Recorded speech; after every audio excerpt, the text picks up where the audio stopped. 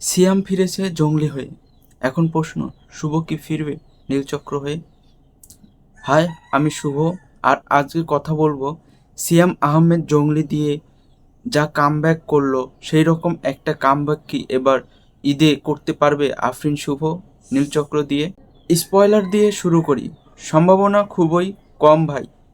সিয়াম আহমেদের career graph দেখেন, জিতার চেয়ে হার বেশি, সিনেমাগুলো হিট কম ফ্লপ বেশি, একটার পর একটা চলতেছে না। আমরাও বলছিলাম ভাই একটা কামব্যাক দরকার, আর সেই কামব্যাক হয়েছে জঙ্গলি দিয়ে।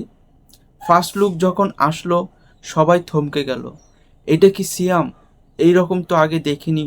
এক লুক চেঞ্জ, এক ফ্রেশ ভাইব, এটাই হলো সিনেমার প্রথম বিজয়। এরপর টিজার আসলো, হাইপ উঠলো, ট্রেলার আসলো, সবার মধ্যে একটা সাসপেন্স কাজ করতেছিল। এবার যদি প্রমোশনের কথায় আসি ভাই, সিএম নিজে জান দিয়ে দিয়েছে, তাই তো জঙ্গলি হয়েছে কামব্যাক মেশিন। এবার আসি শুভর কথায়।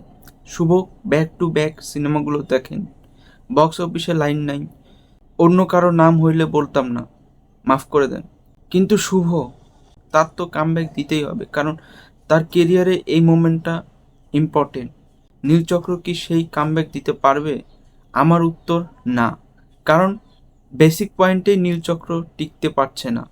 ক্রাইম থ্রিলার হিট হয় তা ঠিক, আমারও এই ধরনের থ্রিলার অনেকটা ভালো লাগে, কারণ এই ধরনের থ্রিলার অনেকটা সাসপেন্স তৈরি করে। কিন্তু নীলচক্র টিজার ট্রেলার তো আমাদের মধ্যে কোনো সাসপেন্স ও আগ্রহী তৈরি করতে পারে নাই। মনে হইল না যে সিনেমা দেখার জন্য ঘর থেকে বের হতে হবে। আর প্রমোশনের কথা বলেন, শুভ তো দেশেই নেই। সো এখন প্রশ্ন, এই প্রমোশন করবে কে? বিজ্ঞাপন ছাড়া কি শ্যাম্পু বিক্রি হয়? হয় না। জঙ্গলির সাকসেসের পিছনে ছিল লুক চেঞ্জ, হাই প্রমোশন আর দুর্দান্ত ট্রেলার। নীলচক্র কিছুই দিতে পারে নাই, কামব্যাক কেমনে হবে? আমরা আরফিন শুভকে পর্দায় দেখতে চাই, ফিরাতে চাই একটা থাবড়া মার্কা সিনেমা দিয়ে।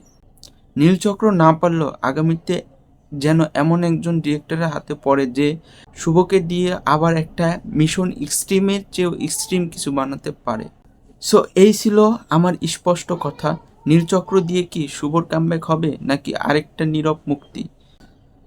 আপনার কি মনে হচ্ছে কমেন্টে জানান, আর ভিডিওটি ভালো লাগলে লাইক দিন, শেয়ার করুন, আর হ্যাঁ, সাবস্ক্রাইব না করলে শুভর প্রমোশনের চেয়েও বাজে অবস্থা হবে। বাই।